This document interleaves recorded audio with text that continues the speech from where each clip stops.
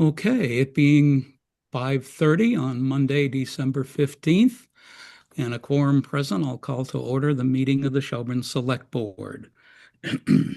First item on our agenda this evening is the acceptance of the minutes for December 1st, meeting of December 25. Rod, have you reviewed? Do you have any changes? I have no changes. I have reviewed, and I do have one change I'd like to request. On page 2, under new business, this was about the intermunicipal agreement for police services. And if you work about two-thirds of the way down, there's a sentence that says it was decided to amend the police chief's job description to add delivery data. And that's not correct. I would like to offer a change of making it read, it was decided to consider amending the police chief's job, um, as opposed to implying that we made a decision to do so. Okay, I have that. I had I'm thought that okay. we had agreed to put that in writing somewhere. We agreed to put it somewhere, but not on the police chief's job description. So then that should be in the minutes that we agreed to put it in writing. It's on the agenda tonight, And Andrew, and that's one thing you did ask that it be put on tonight's Okay, agenda. So it will good, come up later. great. Yep. Andrew, have you any other changes to the minutes? No, Then we need a motion to accept as amended. so moved. Second. Moved and seconded. Any discussion? Put the matter to a vote. All in favor, Andrew, Aye. Rod, Aye. and I am I. Motion passes 3-0-0. Department liaison reports. Andrew, would you like to start tonight? Sure. The Pratt committee is meeting on Wednesday, so I'll have more from them after they meet. And the sewer commission is meeting Wednesday or Thursday, probably Thursday.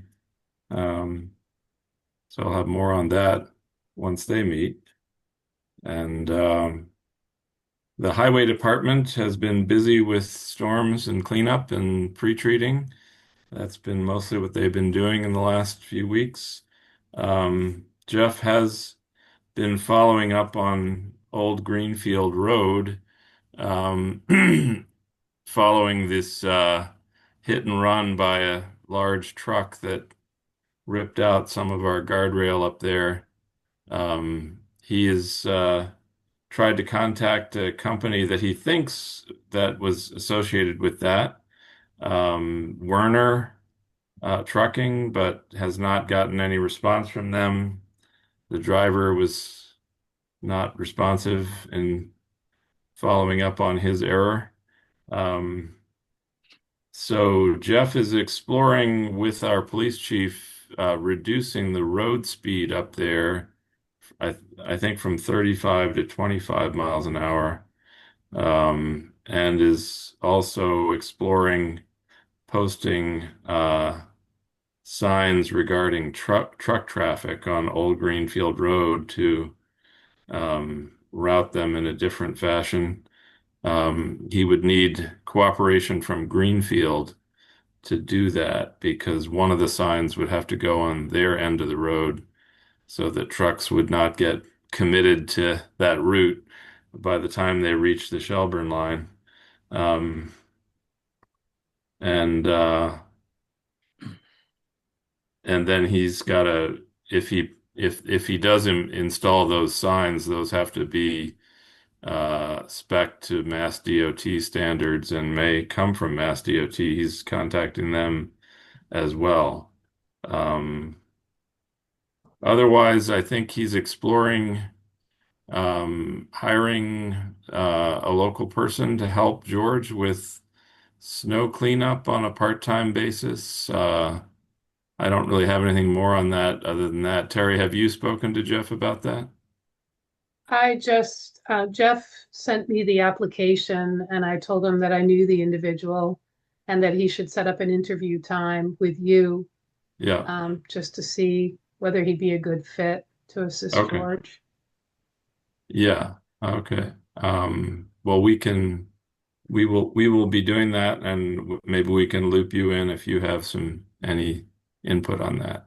Sure. Good.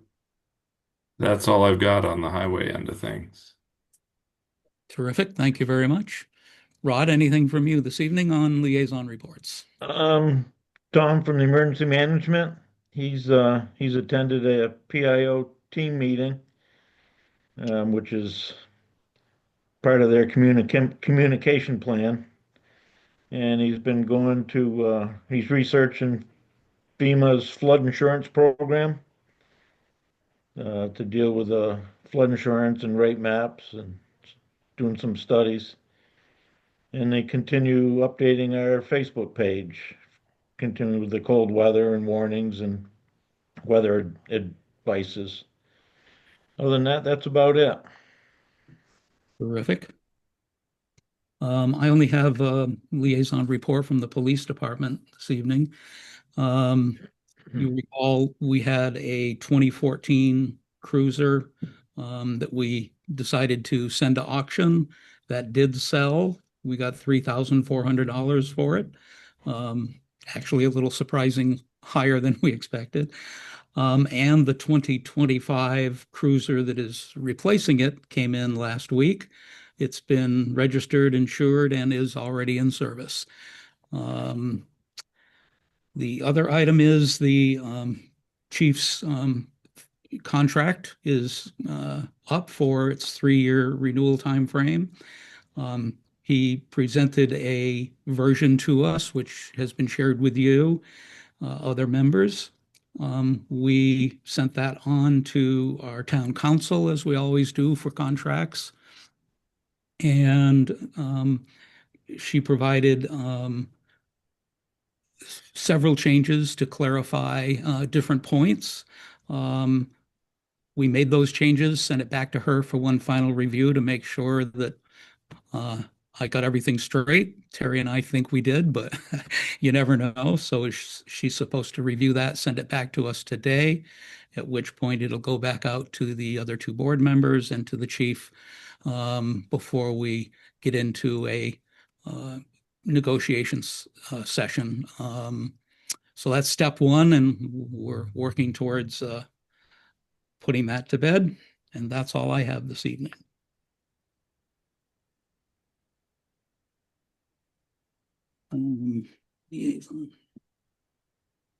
Noteworthy news. Fiscal year tax rate did get approved. It was $12.79. As you recall, it was presented to us by Karen from the Assessor's Department.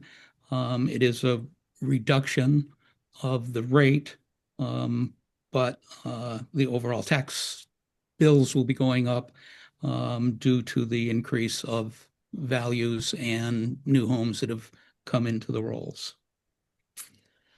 So I believe that was only there to make an observation on the record that it has been approved. Old business. Pocket Park update. The Pocket Park has occupied my life for about 2 weeks now. I've been chasing this and along with my tail, it seems. And I've got a bunch of things I want to run by you tonight, most of which just happened in the last few days. As you recall, let me push back through here. As you recall, we did have the contractor come in within our price structure and do the excavation work, had to make adjustments to the concept design that we had because we didn't really have a plan. Thought it could pull it off in 2 days. It took 3, but he got it done. I was there at the end of the 3rd day. I was there 3 times a day for the days that he was there at his request. And at the end, he was working his way out where the conduit would go between the lamppost and the pavilion. He said, I'm a day over what I had thought I could do this job in. I can send somebody to get the conduit, but it means I'm going to have to come back tomorrow a fourth day. He said, but here's the problem. Most electricians want to see it before it's buried. He said, what do you think I should do? I said, finish your job and get out of here. He'd already given us a third more than he had bitten off to chew. So I felt comfortable with that. So that in place, that bill has come through as in the level we had previously discussed with him, leaving us a balance. And if you want to make the notes, I'll be looking at some math in this section, leaving us 17,000. $17,977.76. We can ignore that. That we need to commit before December 31st, which is why this has occupied my time for so long. So the first thing I went to was to look for someone to put in a conduit, and we went to Paul Mary. Paul Mary, I believe you have that as well in front of you, the quote. That involved, because the power at the streetlight pole is what they call switched, meaning it's on a timer. So it comes on and off with the sundown and sunrise. That doesn't really help us for having any power for whatever may happen down the road under the pavilion. So in order to do that, there is a conduit from that lamp pole down to the dam, just beyond the last building on the right going down Deerfield Avenue, where they will pull a new wire through that conduit from the streetlight down to that box, which has two circuits, one for the streetlight and one for an always-on power. The conduit between the street light and the back right pole corner of the pavilion will be dug, the wires fished through, and a lockable outlet box will be installed on the back side of that post with one outlet that goes on and off with the street light and another outlet that's hot all the time. That will give us the ability to who knows, whatever we may end up needing lighting there for during things like moonlight magic. The switched one for, you recall last year, the Christmas tree that was put out and lit, and the Foxtown folks were gracious and let them run a power cord over to have the tree lit. This would be one that we could plug into the one that syncs up with the street lights. So it all made sense to me. So that one you've seen was $61.55. That would drop us to $11,822 if we approve that. I want to go through them all. Sewing Solutions I've met with, I was on the phone with this evening just before this meeting again. This was a crazy one because there was concern about the cycle and tax liabilities and so on, end of the year, first of the year, et cetera. Bottom line is they have revised and submitted their proposal, which I'll send you tomorrow, for $99.50. This is for the plants, shrubs, loam, flower boxes, labor, basically for their end of the entire project, simply at this point loosely around the concept design, but with notation that it's a bit of a moving target and that the select board would want to see more plans specific now that we know the slope. The reason we got into this hurry up and get it done yesterday situation was, as you recall, we took bids for the whole project and that fell through. The vendor that took the bid backed out. So now we're left holding the bag to get this executed, um, and I've been working on it steady since. I did meet also with uh, Ashfield Stone, Joanna, as you asked me to, Andrew. Um, I do have their number. That was in the original calculation of 9,450. It did not include the 4-foot retaining barrier that got actually in play when the excavator fought with trying to get reasonably level, close to, if not exactly ADA approved pitches, due to the fact that, as you know, on the Bridge Street side, from the Foxtown down to Deerfield Avenue is about a 5-foot drop, but from Foxtown to the back is about an 8-foot rise. And on the back end, it's about a 15-foot drop from the top to Deerfield Avenue. So it's not a flat space, and he had to get creative and add more blocks to and the configuration to be able to maintain the various structure of the adjoining building and so on. So when I checked with her at the cost per square foot of her quote, I asked her if she would be willing to add one more piece of the 4-foot length, which would give us a cover on all of the blocks on the 2 new long ones and the one up top. And she was happy to do that. That number came in 9,870. And so that one is in place. I did find out, which we had discussed, and you weren't sure if it was, but the cutting on angles was not included, nor was delivery, nor was installation. So now I'm saying, oh, geez.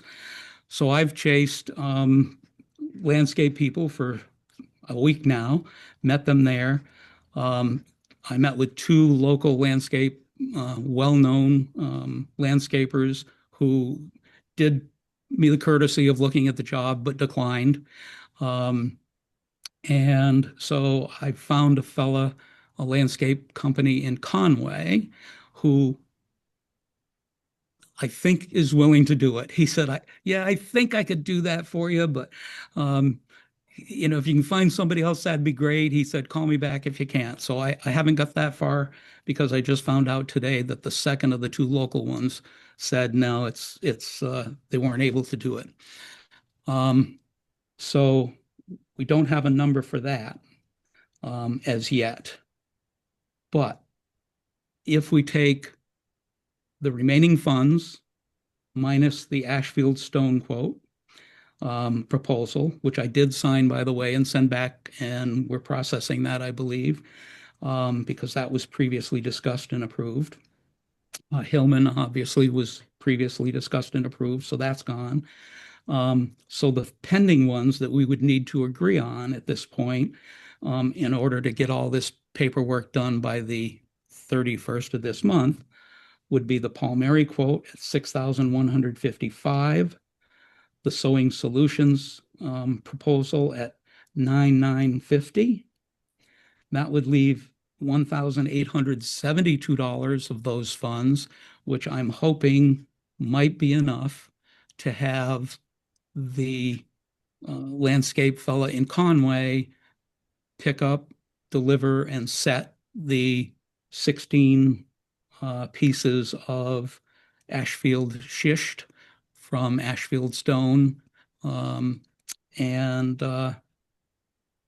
phew, I'm pooped. So, Rick, just a clarifying question. I had thought you said after the amount we paid to Dick Hillman, we had a balance left of 17,000 something. Did I mishear that?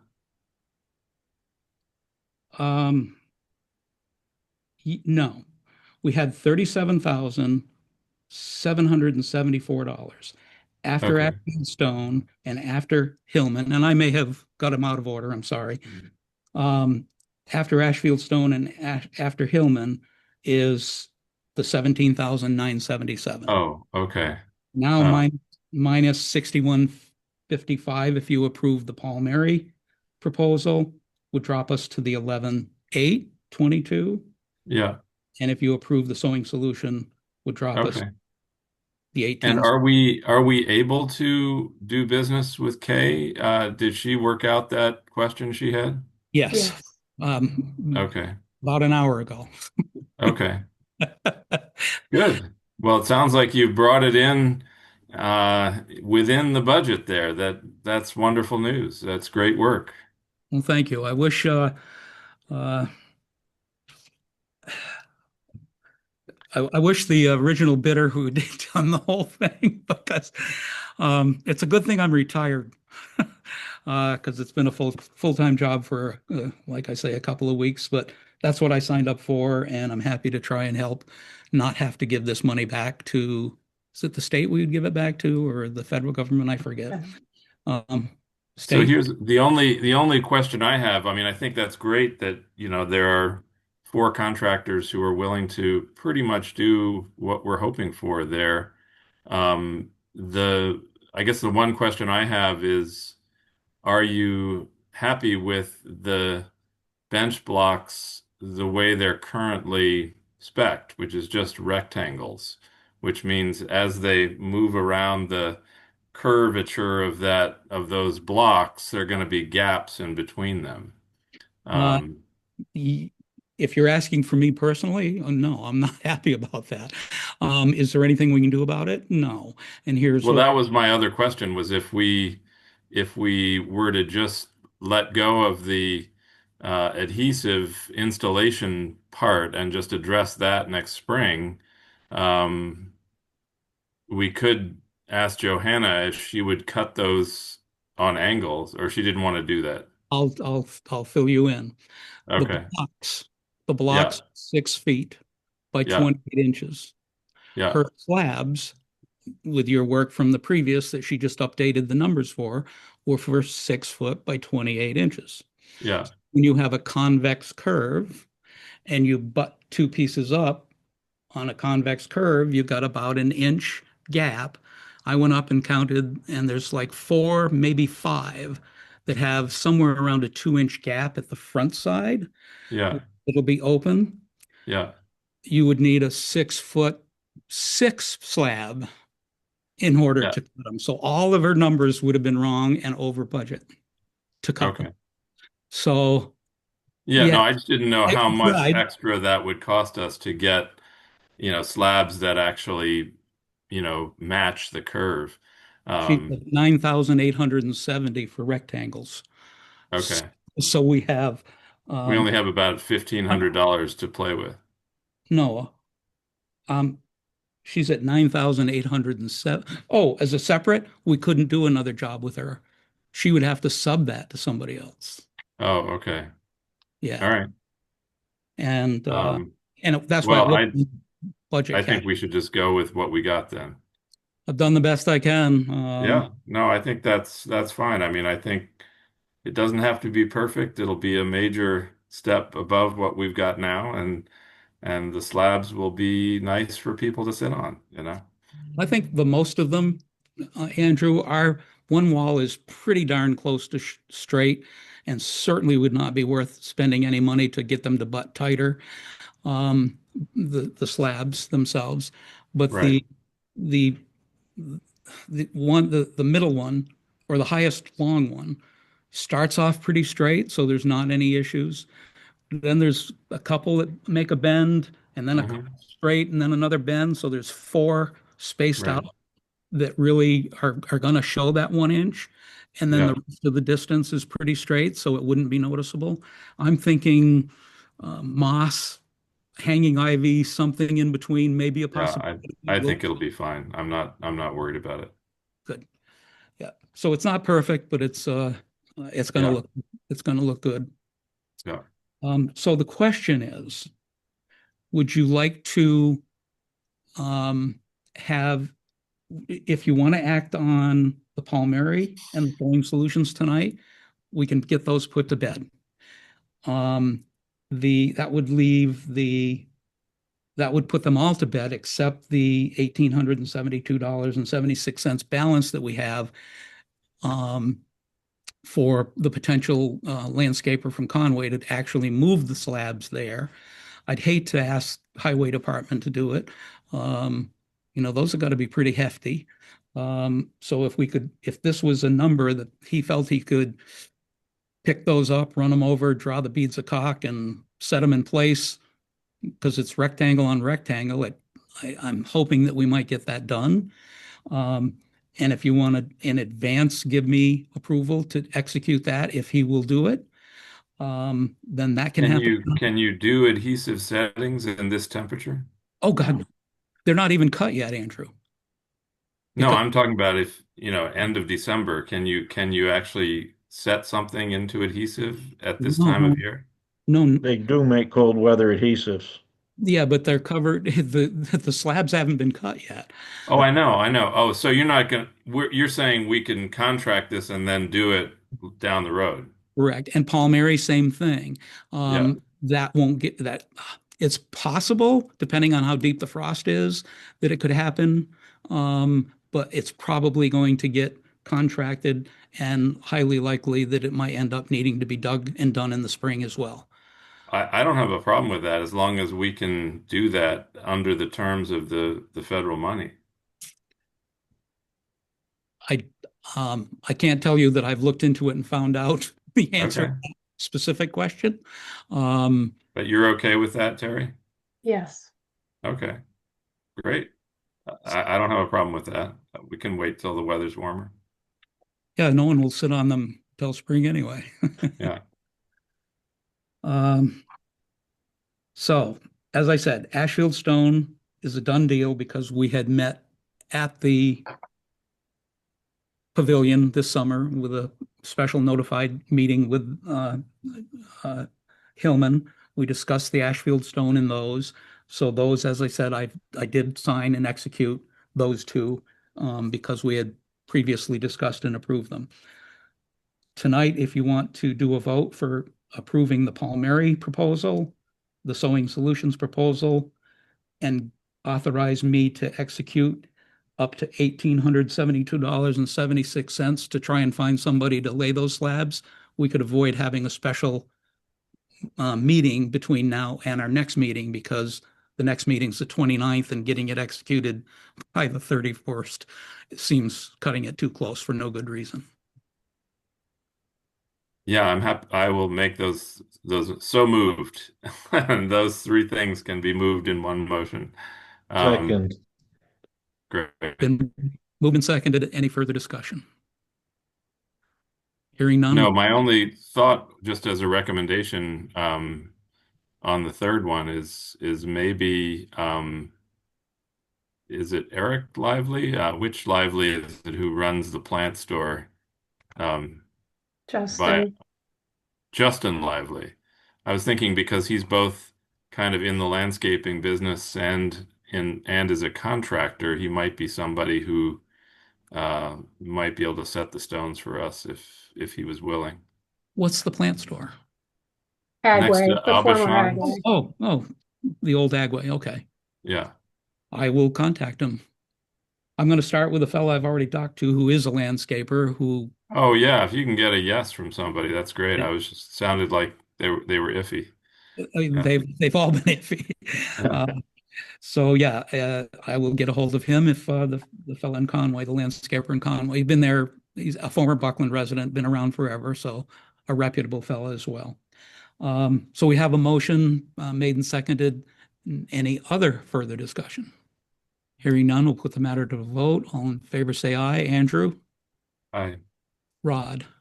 Aye. And I am aye. Motion passes 3-0-0. Thank you guys for that. Well, thanks for all your work on that. Well, thanks for trusting me to do it. And I'm glad I'm the retired one who had time to go chase it. All right. We are 6 p.m. on the nose. We have the superintendent of the Franklin County Technical School, Richard Martin, with us.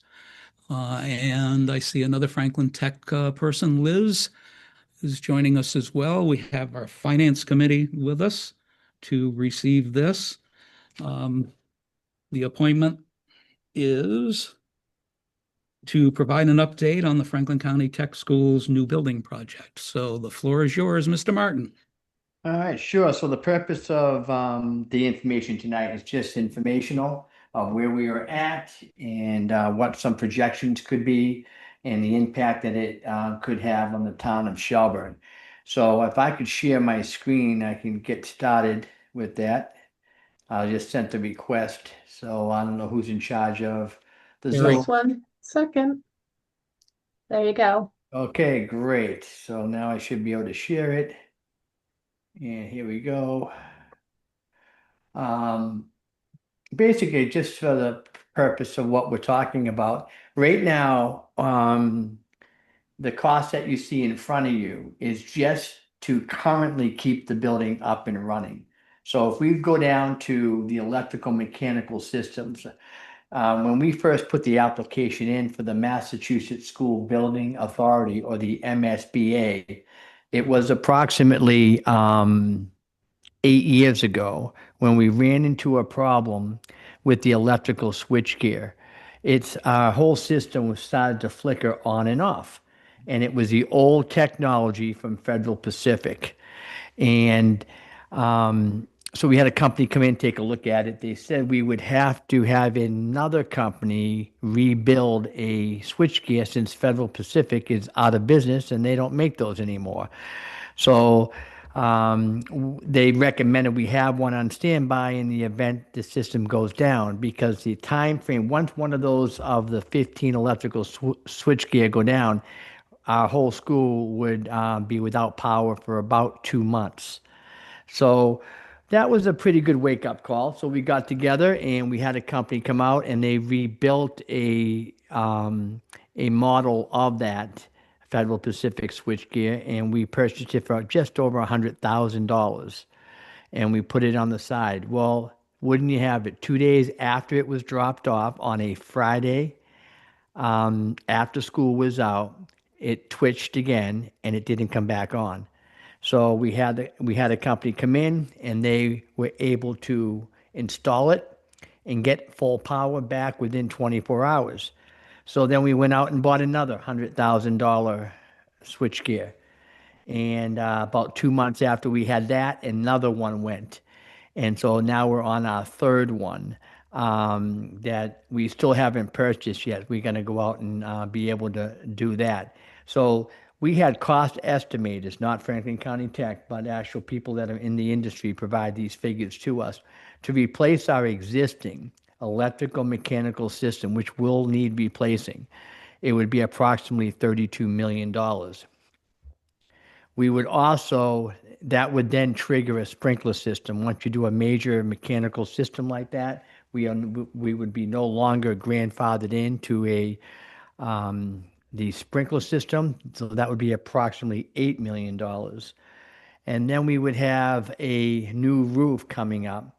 You can only put 2 coatings on one of these roofs, and we did one 30 years ago and one about 25 years ago, and one about, I think we did it 15 years after that, so 10, 12 years ago.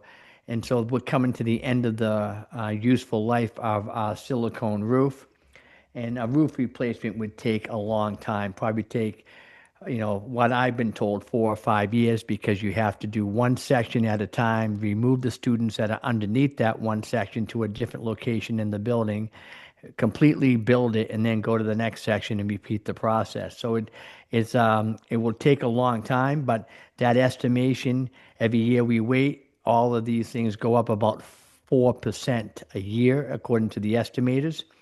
So that roof replacement would be about $17 million. We also had to relocate our students on several occasions due to sewage leakages in various parts of the building. At one point, we had to hire a company to try to find it because we were getting nervous we weren't going to be able to. And they were able to find it out in the boulevard where the clog was, which was impacting a major section of our vocational shop areas. So to replace that would be $10 million. Then you have the abatement of hazardous materials, etc. So that's kind of what we would do is why Franklin County Tech needs a facility. This is if we did nothing new. We just brought the major systems up to code, while the other systems which we haven't touched that are not up to code, we'll have to wait on those for those to go south. So we're kind of in that 50-year process. And so when we look at, we talk to, the financial people, the banks and all that kind of stuff, what it would take to do this as cost effective as possible. And they indicated back to us that anything we do as it relates to these getting the building up to code would only be 15-year bonds, because they can't put the good money into a building that's that old, because then the next thing is going to go down the hatch. With the MSBA project, it's a 30-year bond on that end of it. So it kind of looks like this. We kind of would look at approximately 2 15-year bonds. If we lump some of those items together, and if we finance with the MSBA, it's kind of like you don't worry about those building things. Now you have a building for the next 50 years as opposed to just putting patchwork. But I want to give you guys an idea of what we were going through with the architects and the engineers to try to come up with a decision. Now, this isn't the best of maps, but it gives us an idea of 8 designs.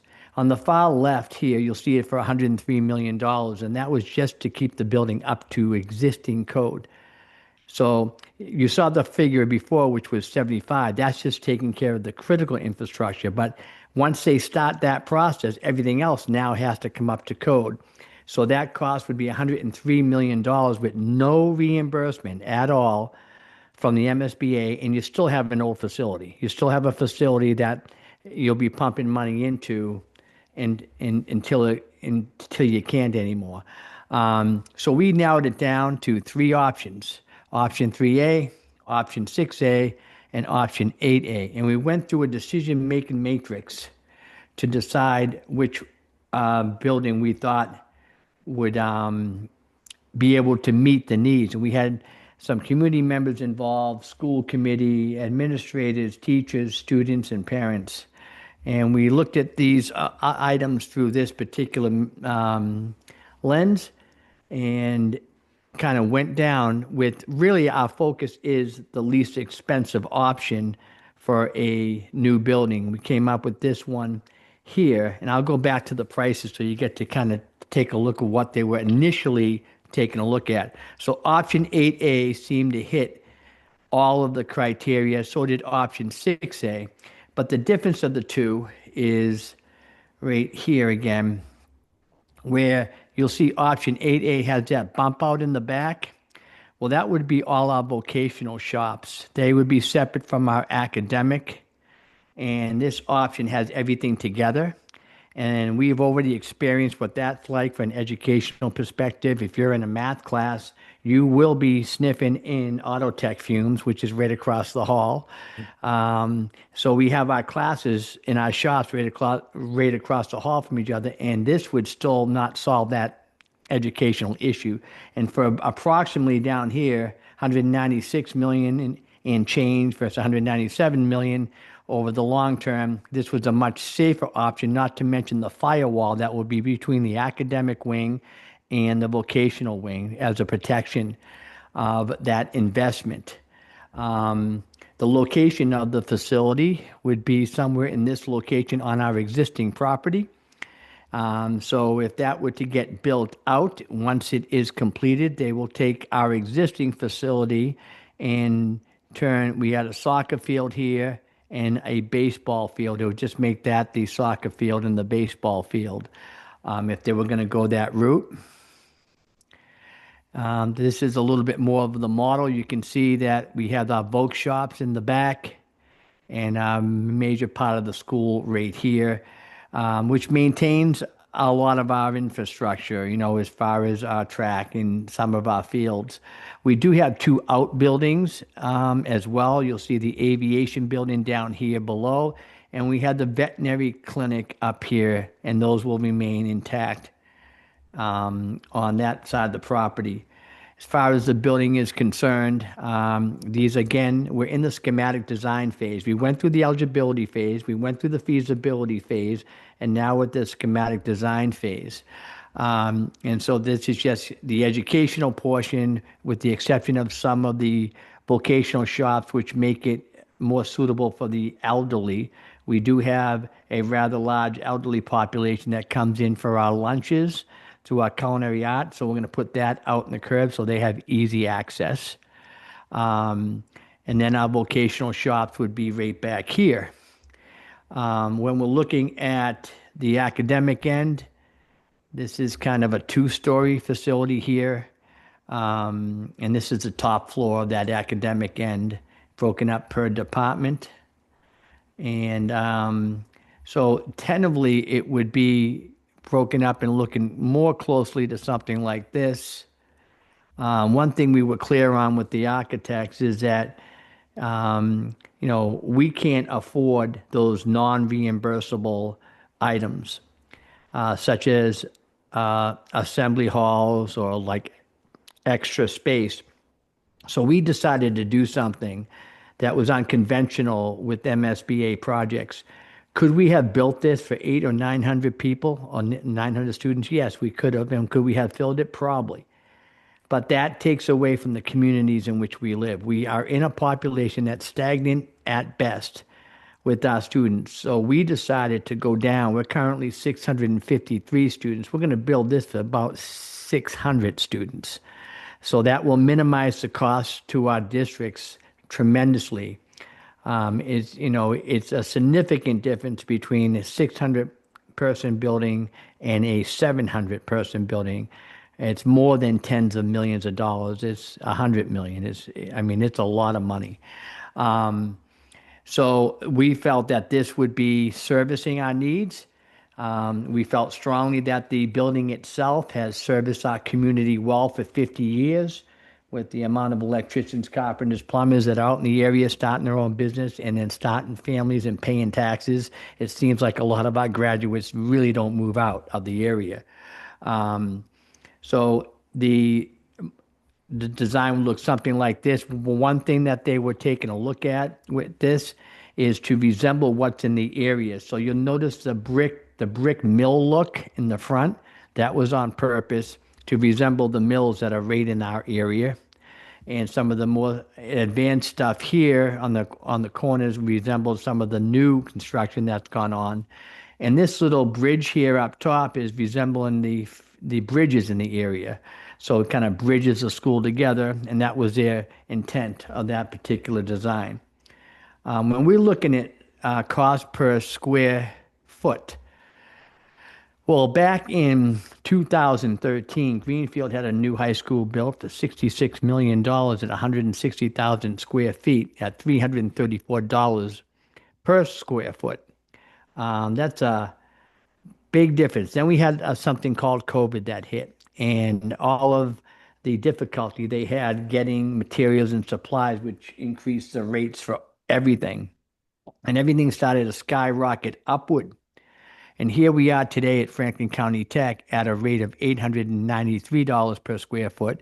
We were just recently told that number is going to come down because the reimbursement rates are going to go back up. So we don't have a firm figure. We have conservative figures. These are the highest possible cost, which we don't foresee happening because they just changed all of the rules for the MSBA. But if we were to take this line, which is the middle ground, all these other dots that you see are all the other MSBA projects. Some of the smaller ones are like extensions or renovations or things like that. Some of the larger ones on the north of the line are all new facilities, maybe elementary schools, which don't cost as much, all the way to high schools or voc-tech schools. So we fall right here with projects currently going on that are more expensive than us, and a few smaller ones that are less expensive, because we didn't do an assembly hall. We really cut back on all the non-reimbursable costs that we were able to. When I look at the square footage, the cost per square foot of these particular buildings, again, we're around 893. with an estimated time frame of 2028 for the start. We won't be done with construction until about 2031 if it goes through. A project started 2 years before us. Now you got to figure all these escalators, a 4% increase in labor and 4% in materials and supplies each year. So if you calculate that onto, say, South Shore, same size school as us, same vocational school, they're $892 per square foot, but 2 years ago. And they just did a bigger building. They wanted to accommodate the students on their list, on their waiting list, so they increased the size of their school. I don't think we're in a position in Franklin County to be able to do that. So that's why our cost is lower. These are including hard cost and soft cost of those particular facilities. When we look at our population, I was looking at, this is our member district population.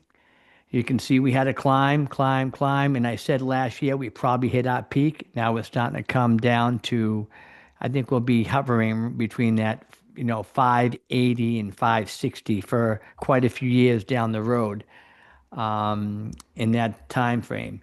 When I look at what our purpose is, an independent analysis was done of all the VOTEC schools in the entire state and what our purpose is. So those students and the high school graduates declaring their intention to go into the world of work has many factors. One of the major ones is co-op. There's another chart that we have the highest co-op rate in the state per capita. So last year we had about 120 students out on paid co-op every other week. And we're fulfilling our purpose as far as we're not all things to all people in this end. I mean, we have great school districts in our area, like Pioneer, Mohawk, Frontier, all of them do a great job with the college prep stuff, but that's not who we are. Are there some kids who go to college? Absolutely. But our primary concern proves it right here. We're number one in the state fulfilling our purpose. When you look at some of these other well-known VOTEC schools at the bottom of the Minuteman and Blackstone who get all the national recognition, they have waiting lists of kids who are on the honor roll. They're not concerned about their member school districts. I'm just going to be blunt about that on that end of it. When we look at how we're obtaining funds to keep us afloat outside of what state revenues provide, we chased some competitive grants, and since 2014, we have totaled $11.5 million in competitive grants, which is pretty significant, and it has allowed us to do things like the aviation program, which is a 12,000 square foot aviation hangar with 8 aircraft, and students getting out of there with a livable wage and can work anywhere, not only in the state, but around the country. And then we did the veterinary clinic as well, so that helps that. As far as our time frame, this is what we're looking at. We're a little further down here in the schematic design. We're probably closer to here. We're kind of creeping up on the end.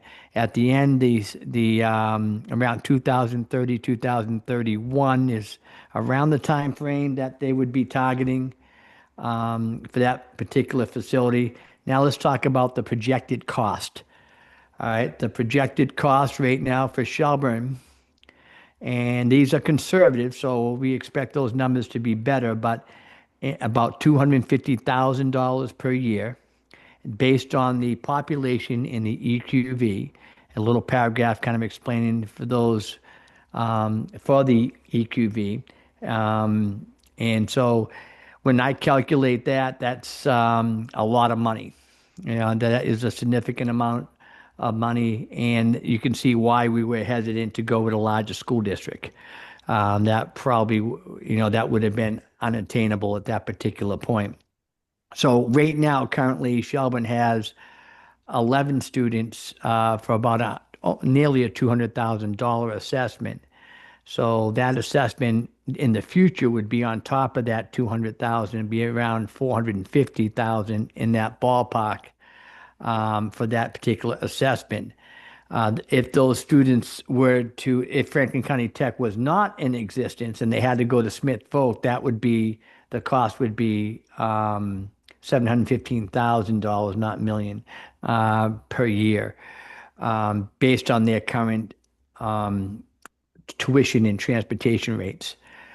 Now, this impacts our lottery. You have heard about the lottery for vocational technical schools, really for those overpopulated ones, but it impacts everybody. And just to give you a quick synopsis, I'll be done in about 3 to 5 minutes on this, and then I'll take any questions. Again, the student's going to submit their application, and only after the application is verified does it count. And it goes through a third-person company called Go2CTE. So we don't actually pull the names out of a hat. That's done through an off-site company that does it for many of the VOTech schools. So they'll be pulling the lottery. How it works for Shelburne is right here. So every applicant with a completed application, verified address, gets a random lottery number. Shelburne has 11 students enrolled, as I indicated earlier. Students are accepted into the lottery order as long as their town still has open seats in its quota. The quota for Shelburne is 16 for grades 9 through 12, which averages about 4 per year.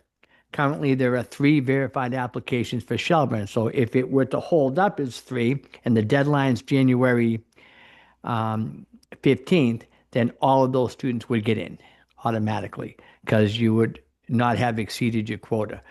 And so once the town's quota is filled, any additional students from that town go on the holding list, and that's just by where they're going to be drawn from the lottery. There's always towns that don't fulfill their seats, and those go to the towns who already fulfilled their seats based on where they were selected in the lottery. Now, what does this really mean? We'll probably have in the vicinity of 200 maybe verified applications. I think currently we're at like 168. So we would take the about 165 in that first lottery round, depending on how many verified applications that we get. And then we would have a waiting list of, like in today's world, we would have that B3. We expect our numbers to go up slightly between now and January 15th, but not dramatically because we've already had our 2 open houses. And that's the lottery. So that's kind of the lottery needed to come into play for this discussion because it also kind of ties into the future planning of Shelburne as we look at a proposed new facility. Again, just to reiterate the cost, $197 million for the building. Then all the soft costs include the tearing down of the existing building, changing it to fields, all your hallways, offices, and non-educational space is all considered soft skill and not reimbursed by the MSBA. So the MSBA would reimburse approximately, this is a ballpark figure, until the schematic design process is complete sometime in February or March. But the MSBA would reimburse 120 to 125 million back to the towns. The towns would pay collectively 120 or 125 million. That's how the breakdown would more or less come about. And in that way, we felt that was a better option than just trying to get the building up to code and continually pump money into it. So with that, that's the end of the discussion. If you don't mind, could I close my screen so we can see everyone? Okay. And I do have Liz Bouchard here with us today. She's our new school business manager. She's been with the district about 10 years in various capacities, and we're excited to have her on board. Good evening. Good evening. Well presented, Mr. Martin. Any questions from our select board members? I do have some questions, but I thought maybe the finance committee could go if they want to. Fine. Finance committee, any questions, comments? You're muted. I see heads shaking in the no.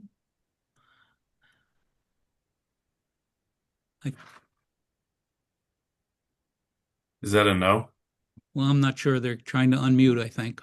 Now we're not muted. There you are. We're good for the moment. We're just digesting that. That's a lot to take in. Yeah. All right, And Andy. we'll be sending you out that exact PowerPoint so you can kind of digest it a little slower. I would also, if anyone would like to, come to the building and speak with myself and Liz on a one-to-one basis, or as a small group, I gladly do that. Remember, I'm going to be coming out again to the finance committee for the school budget, and I'll have a little bit more information at that particular time when that time frame comes up. So I'll continually. I am also holding major public forums. I held one already at Greenfield Community College. I have another one coming up in February and another one in May. So we're going to continue to update. This continues to change. So we want to be able to update everybody.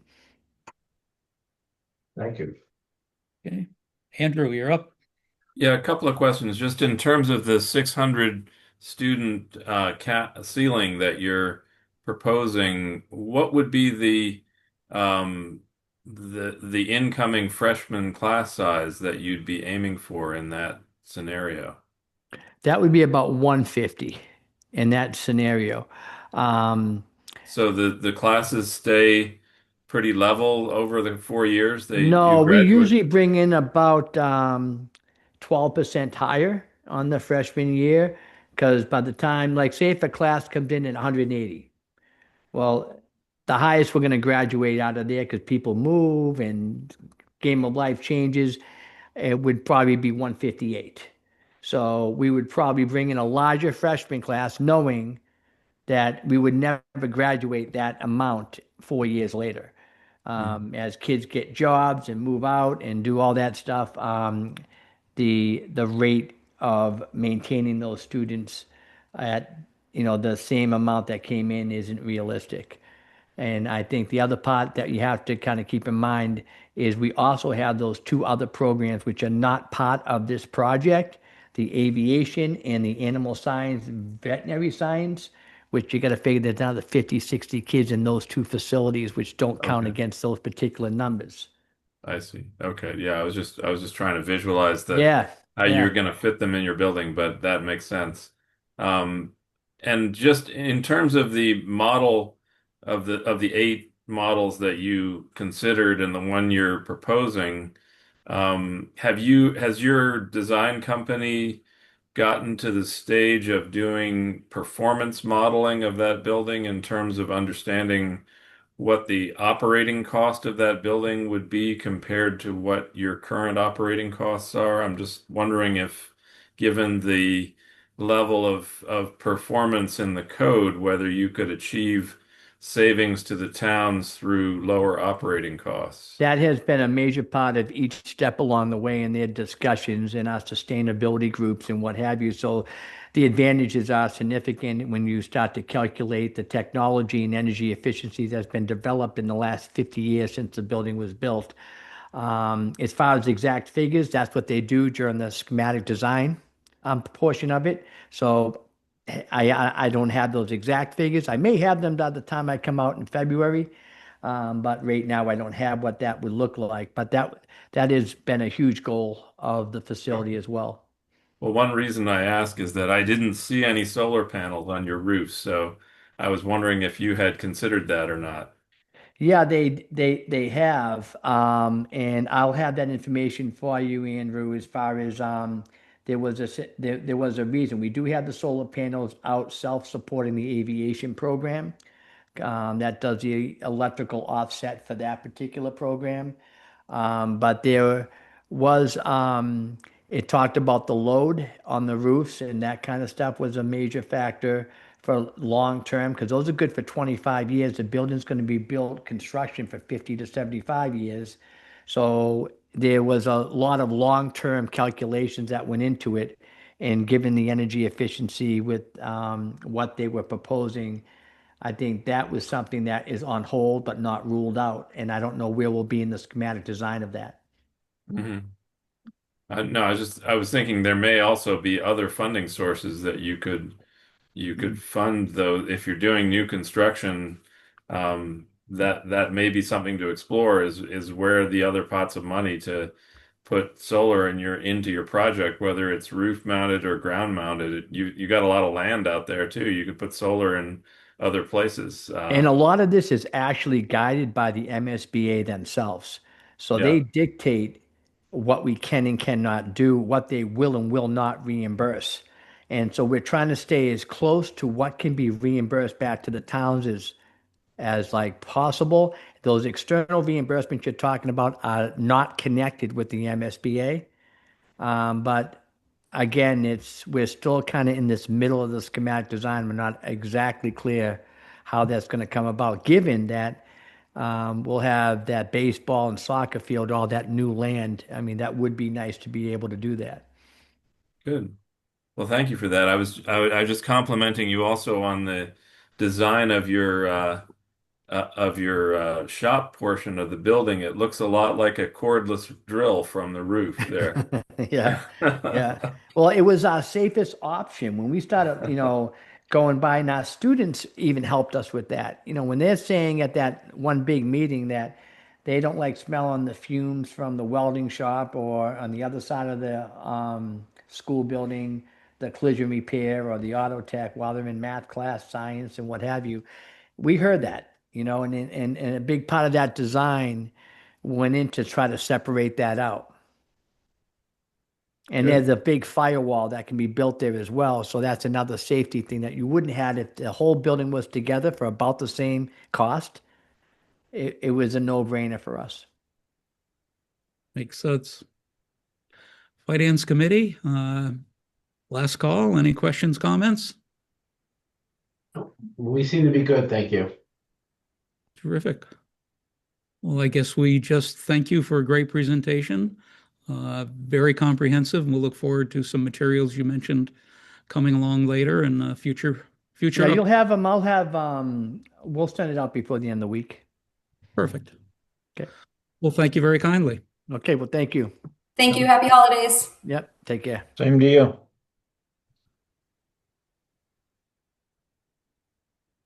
Okay, we are still under old business. We're on item B, Police Department Annual Reporting of Call Volume for Budget Development. Andrew, this was your request to put this on. You had asked maybe to work it into the intermunicipal agreement. I couldn't remember for the life of me the discussion on the reporting because you mentioned there were a bullet list of things and that got pruned down. And I couldn't for the life of me that night recall the conversation, but I have refreshed my memory with minutes, so I have some answers for you. But we put it on the agenda tonight to consider the possibility of how and when to get information that may have value for your point to look at it in the budget development period. We just, for the second time in 2 years, I believe, last year approved the new job description for the chief after it went through post police officer services something. I forget the acronym. I hate acronyms, but it was approved by that. Our contracted vendor who came up with a wage structure provided us all updated changes to that.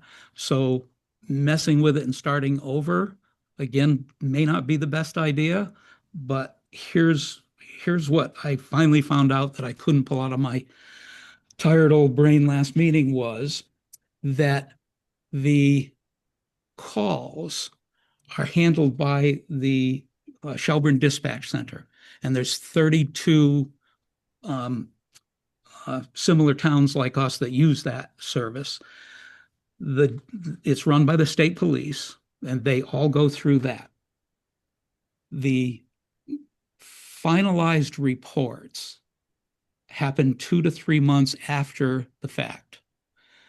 So the chief, even though he has had calls for the previous 2 to 3 months, can't run any statistical data on those numbers, is not allowed to. The system won't allow it until the state police declare it, okay, here's a final version.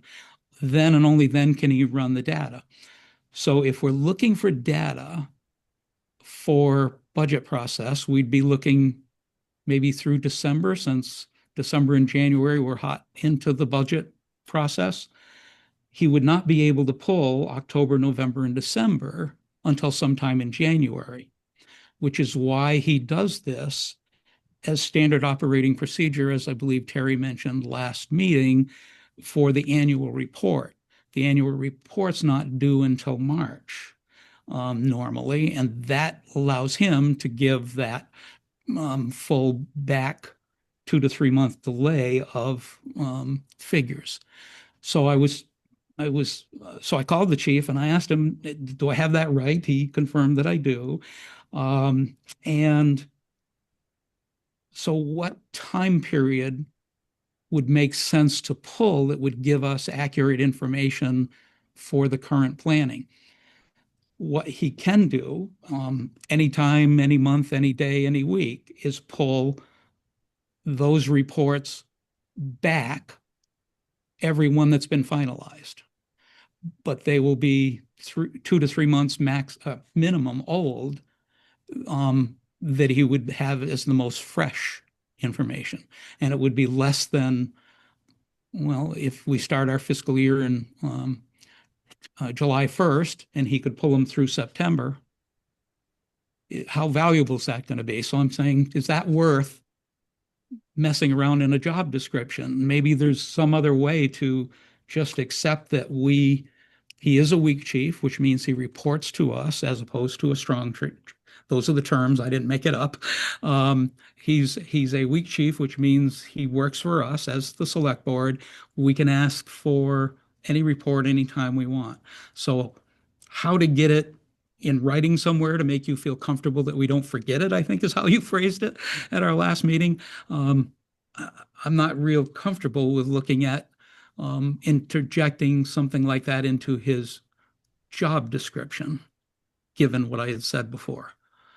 So does that make any sense to you? Have any comments? Rod, any comments? Well, my main comment is that when most of the time when we do budgeting, we're looking at both budget to actual trends over a multi-year period.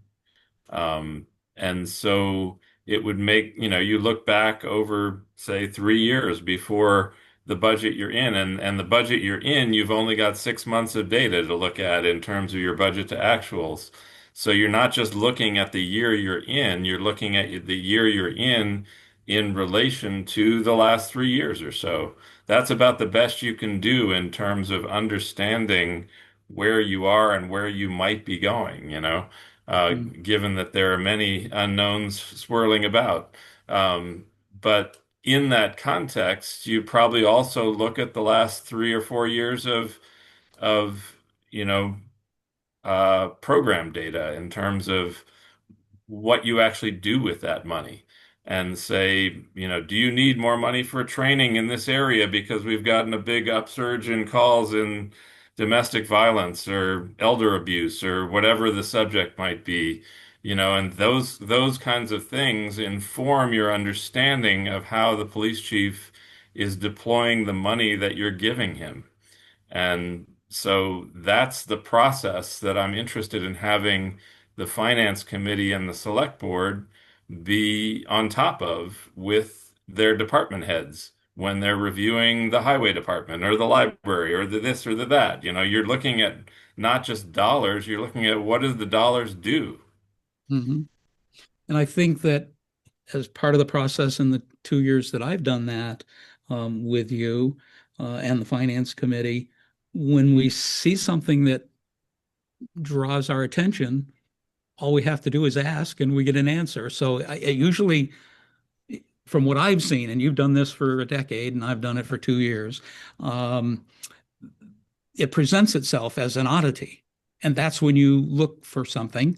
And we have very good, capable, transparent people in the highway department and the police department.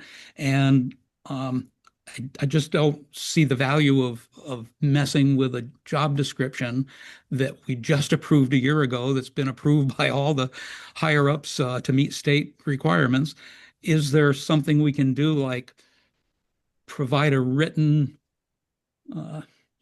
request policy statement to the chief that in that time frame specific, we want to report on call volume for the previous 2 I years? guess what I would recommend if the chief and this committee that is, trying to provide oversight for both Shelburne and Buckland of the police department, would not just propose to take out the language about data reporting, but would come up with a proposal for how to um, present that language, that reporting on a regular basis to both towns. And that if you don't want it in this document, then put it in another document. But that, to me, just taking it away has the appearance of a lack of transparency. And we could And put, I would prefer not to have that kind of appearance with our police department, and not to have an opaque process for the town of Buckland either.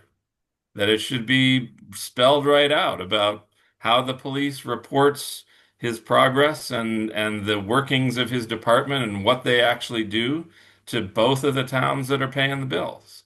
well, then why wouldn't that be a policy established by the Police Services Advisory Committee? Because we do ask for reports every single time we meet. We do voluntarily, the chief brings in the ones he thinks is pertinent as well.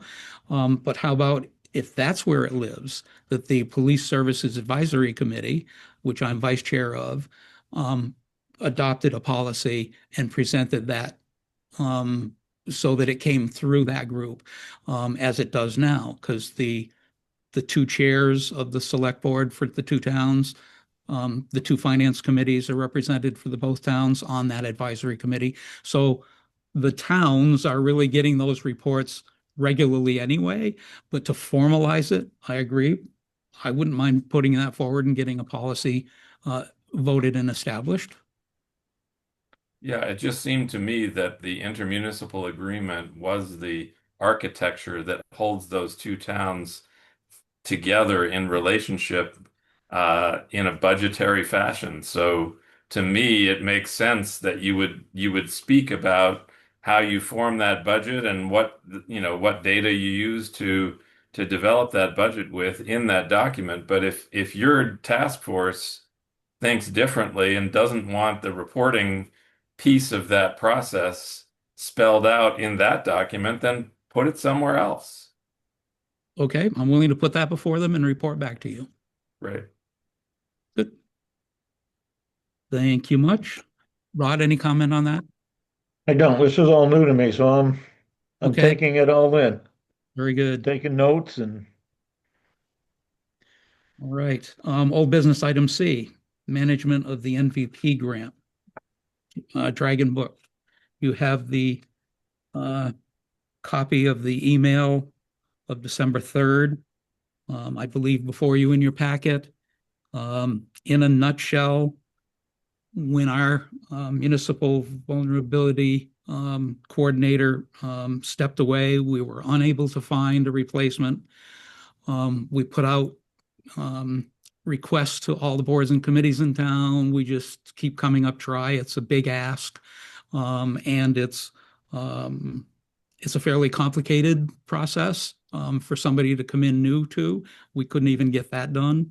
So Terry, on our behalf, went to the Franklin County Council of Governments and asked if they had anyone else. As you recall, that it was an Allison Gage who had stepped away, who was supposed to be our intermediary from the Council of Governments. She left the COG. And we reached out to find out if there was someone else who could step in. And Kimberly McPhee, along with Jessica Atwood, responded. You see the letter in your packet. I'm sure you've all read it. In essence, the COG would be a subcontractor to Weston and Sampson and paid for through the grant itself.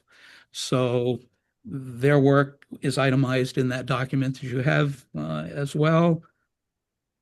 I think that's it in a nutshell. It looks like we will get knowledgeable representation to watch all the things that need to be watched, to let this process continue. Did I get anything wrong there, Rod, Andrew, based on your reading of the document? Any comments or questions? I do have a question. I don't- I don't know if there's an answer here tonight, but my reading of the document was that the proposal over 2 years of the services that were going to be shared by Weston and Sampson and FERCog were going to cost roughly $54,000, which is about 25% of the total grant. Did I get that correct, Terry? I'd have to go through it, to be honest with you, to answer that correctly. Okay. I So mean, what's your that was just, question? well, my question is, the if that math is correct, then the other 3/4 of the grant are being used for the actual programmatic purposes of the grant, presumably, yes?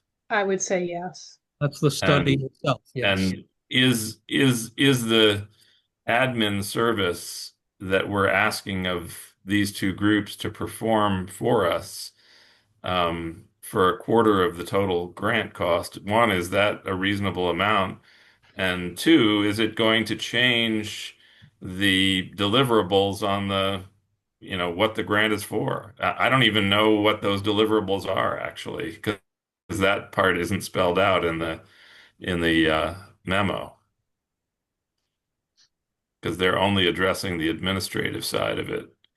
So it would be useful to know what the impact of this proposal is on the deliverables of the grant. Well, the fees for Weston and Sampson were already part of the Baked in. mix. Were already part of the mix. The new numbers are there for you, and a quick math for me is 3.6, about 10,000 more of the budget is going to the COG for their share. I mean, it's itemized there for you. So I think if the answer to your question is it's going to impact at about $10,000. And typically, the FERCog has grant funds set aside to assist towns without impacting the actual deliverable. But I can verify that through the FERCog if you'd like. Well, if they think there is an impact, I mean, one possible workaround would be to use some of our DLTA time on this project, you Yeah. know? But so that was just a part of it that wasn't spelled out in this proposal, was what are the deliverables of the grant for the other part of the budget, and is there going to be an impact there, and if so, can we manage that in a different way, you know? You have Okay. you have a handle on what to pursue for that, Terry? Yes, Next meeting, ballparkish? I'll do my best. I'd love to have access to a folder in my office, but I may reach out to Trish because this is just a project that's just been landed on our table and I don't know a lot about it, but it'll be a good homework. It's actually the worst time to put you into that because you're working on budgets 24/7, it seems. That's okay. So I'll find out what I can. find Not a out problem. then. Okay.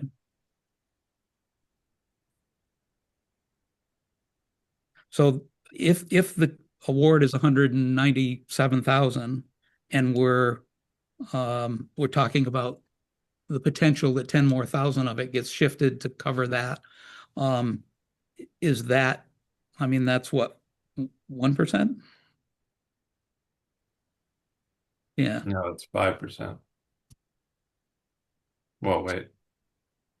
That's the answer to your what's its impact, but I see what you mean. The details, we'll see what they can tell us. Weston and Sampson did, as you know, adjust the letter that we sent out to residents along the path, and we have had some come back already saying, please don't come onto our property. So I'm glad we got that, or they got that letter out and they agreed to be the contact rather than putting that on Terry's shoulder as well. Mhm. Any other discussion on the MVP grant program? No. New business, intermunicipal agreement, wastewater treatment facility, a new truck. We've had that in our packet as well. You have a multi-page document. For our audience, in a nutshell, they're looking to purchase a new Ford F-250 4x4 extended cab pickup bed, 6.8 liter V8 gas with snowplow.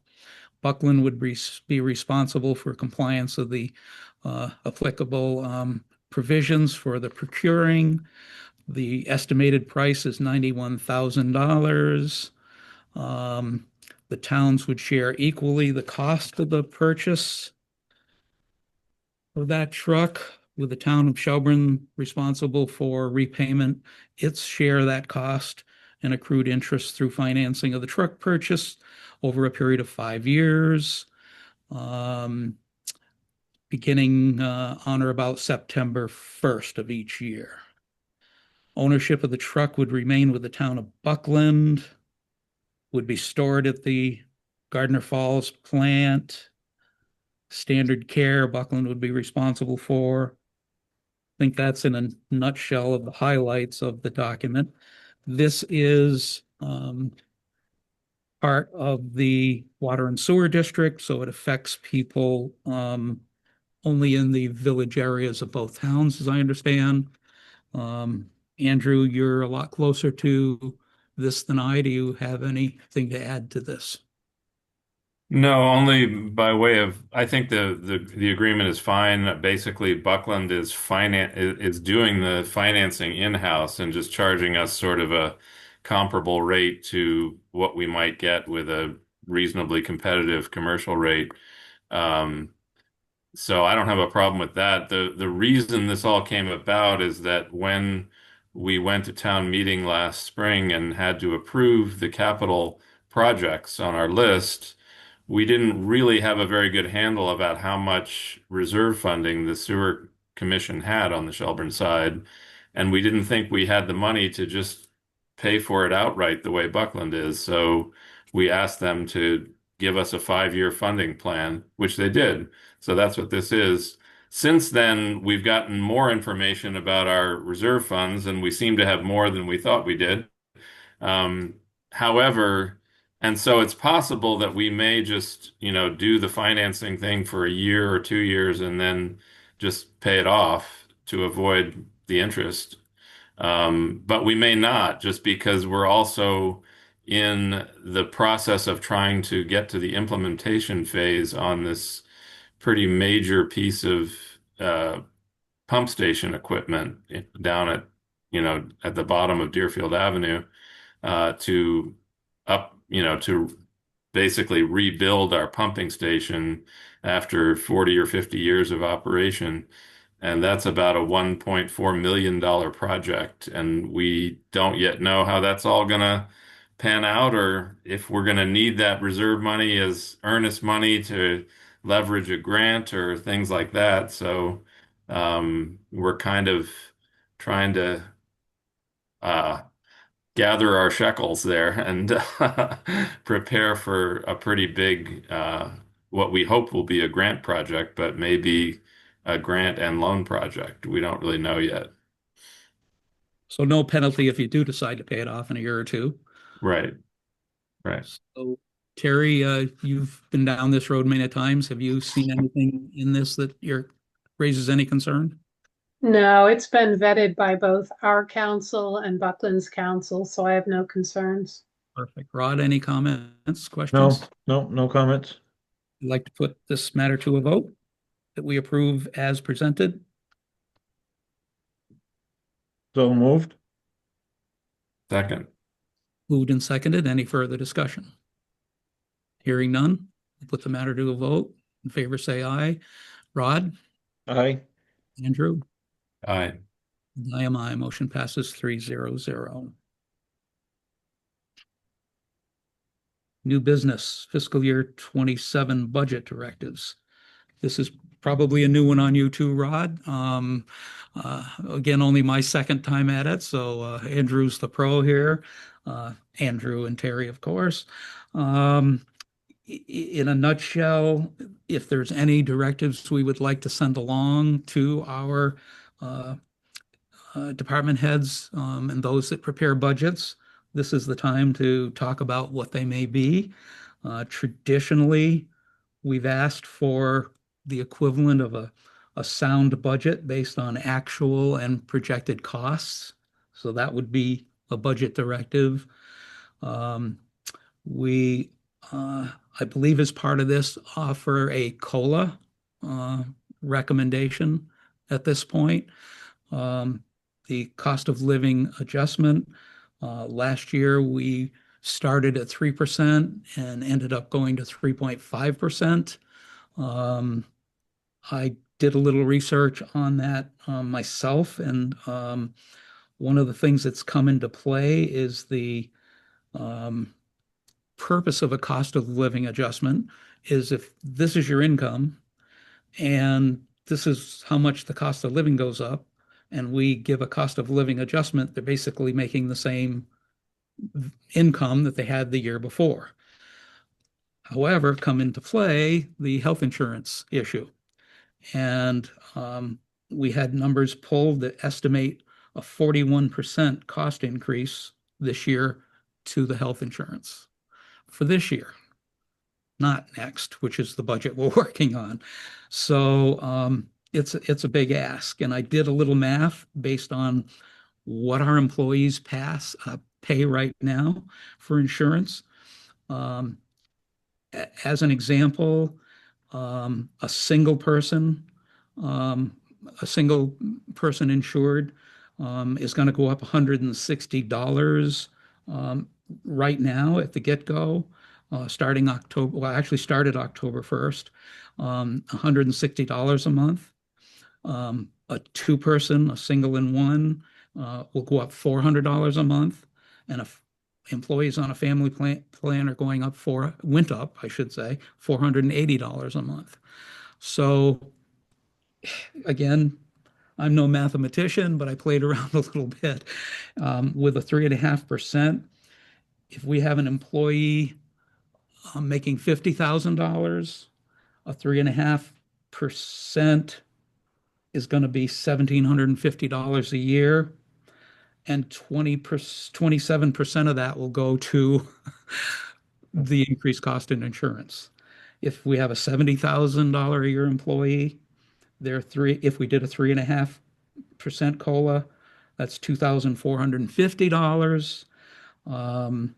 That's going to be roughly 20% of the COLA adjustment being eaten by the increased amount. So who knows what it's going to be next year for the fiscal year budget that we're looking at now. But if the guess of 41% is true, that's a yikes. So all things I just wanted in my head before we talked about what we might want to suggest for a COLA. I will tell you I represent the Shelburne Select Board on the Franklin Regional Transit Authority Advisory Board. They recognized the substantial toll.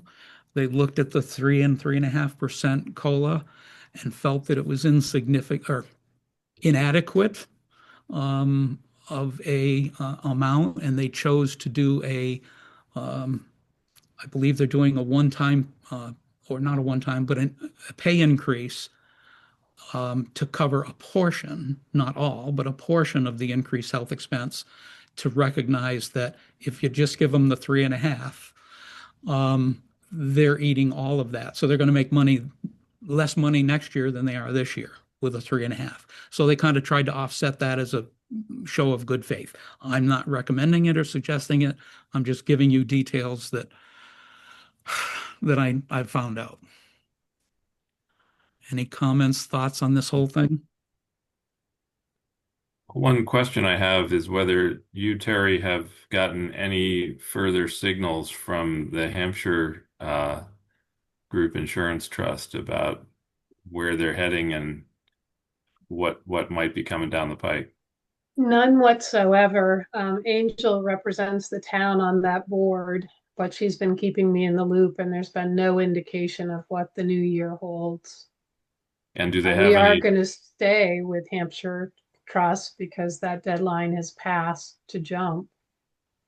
but have Um, they given any indication of when they'll be providing updated information about what that we can feed into our budgeting process? I will have to check with Angel on that. It typically is, it typically comes late during the budget process. Okay. I mean, because it's a pretty big, I mean, in some ways, I think given that level of uncertainty about what may be the biggest bump in our budget, um, if that information is gonna come to us later in the process, then I think, the approach that Rick is suggesting we might borrow from the FRTA might make sense to consider when we get there, to say, if there's going to be this big spike this year, but we don't yet know what that spike looks like, maybe we address that spike with a one-time, offset, when we get to that point in the budgeting. And then up to then, based on what I know now, I would probably go with 3.5, other than, the with the health insurance sort of as an asterisk there. And given that we're, from what we may be able to tell, we're maybe somewhere in the neighborhood of about 3% inflation, so we're talking about just staying a little bit ahead of the of level, as a way to stay competitive in our wage structure for the, with our neighbors and stuff. But that's my thinking on it. I agree 100%, Andrew. I was leaning towards the 3.5 that we did last year and continuing that as a recommendation as a Yeah. starting point for this year as well. One other tidbit I did find was the Social Security system has declared they're going to do a 2.89% COLA. But then they point out that the Medicare Part B that they take out before you get your Social Security, I know because I'm old, is going to eat the bulk of that up. So it sounds like seniors that are living on Social Security, God bless them, good luck, wow, are going to be a little further in the hole just because of that change right there. A cost of living adjustment that didn't really turn out, isn't going to turn out to be one. So I like your thinking, Andrew, and I agree that that's a good plan for a possible option later on.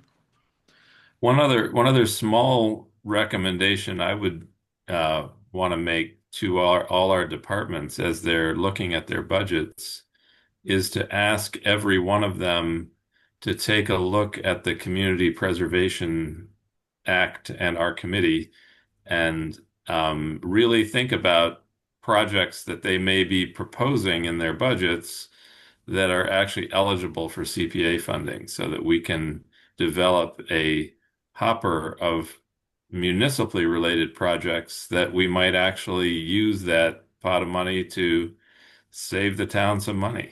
I mean, I think it's nice to have other people come up with projects that are eligible that they think are worthy, and we can, certainly consider those. But I would really want the town department heads and staff people to be looking at their own budgets with that funding option in mind. And in particular, Joe Judd's historic preservation projects, whether they're at the cemetery or in records preservation. I will not smile upon records preservation money coming from Joe unless it's a CPA project at this point. He's gotten a lot of notice about funding those kinds of projects through the CPA, and I'd like to see him do it. Okay. All right, so basically our um, budget directives would be, as you just said, recommend they look at the CPC for potential projects that may qualify, that they look at a COLA adjustment of 3.5 and ask that they end up with a sound budget proposal based on actual and projected costs. Okay, 3 bullets, good with everybody? Right. Good. Just an acknowledgement enough, Terry, don't need a vote? yes, no, that's fine. Okay. Uh, any other business? Our next meeting, of course, is December 29th. Town Hall, question came to me, through a couple of different routes, none of us present being the sources, asking about, when, will the town hall be open the day after Christmas, which is Friday, the 26th, and the day after New Year's, which is Friday, the 2nd. Our paid holidays, as voted June 21st of 2021, include obviously New Year's Day and Christmas Day, and Thanksgiving Day, which is always a Thursday. And the day after Thanksgiving is a paid holiday. So that vote back then seems to indicate that if it's a major holiday like Thanksgiving and the day after is also going to be a holiday because it's a Friday, this year where Christmas and New Year's fall on a Thursday, do we want to keep town hall open or make it a one-time only exception and make it a paid holiday? I'm not really seeing why we would make those paid holiday days. I mean, I have the same issue at Holyoke Community College, which is a public institution, and I take vacation days on those days because I'm not planning to go to work on the day after Christmas or the day after New Year's. Yeah. But those are paid vacation days that I'm taking to do that. Perfect. Rod, any comments, input? I'm not advocating, I'm bringing before the board questions asked of me. I'm kind of on the same page as Andrew. I think that makes us unanimous in that decision. So case closed, we have an answer. The town hall will be open on those days But I unless, mean, if people have scheduled hours on those days and they all decide to take vacation days, then you can post a notice saying town hall's closed today, you know. I believe that is only one. I think, I think our treasurer collector is the only one in on a Friday. And that's not a full day normally either. So I suspect town hall may be closed, but we won't know for sure. But I think this does impact only one person. Town clerk doesn't have Friday hours, and Terry doesn't either. So, okay. Another item that came to us a tad late for any other business is the request from the Conservation Commission. You have their letter in front of you, and you have the letter of interest and details of background and experience from Taylor Schulda. The Conservation Commission has asked us to appoint her to what they were thinking was an unexpired term of Susan Berger. However, I did a little checking and Susan Berger's term did expire already. So instead of a portion of a previous person's term, we would be appointing Taylor Schulda of Frankton Road, Shelburne, to a new 3-year term expiring in 2028. So move. Second. Moved and seconded. Any discussion? I thought Taylor looked very qualified. I'm grateful that Taylor wants to do it. Yes. Agreed. Agreed. Yep. We'll put the matter to a vote. Andrew Aye. and Rod. Aye. And I am I. Motion passes 300. Correspondence, there was none in our packet. Has any happened that we're unaware of, Terry? No. Public comment, we have none, except Richard's note taker with AI is still working, it seems. But other than that, we're looking for a motion to adjourn. I make a motion, we adjourn. Second. Moved and seconded. Any discussion? Hearing none. Andrew? Aye. Rod? Aye. I. Motion passes 300. Thank you all for a great meeting. Terry, I hope All right. you're feeling well. I'm sorry you had to sit for so long, but That's okay. get up and stand up for a bit. Have a good night. All right. Thank See you you. Good night. soon. Hey, Andrew, will you get back Yes.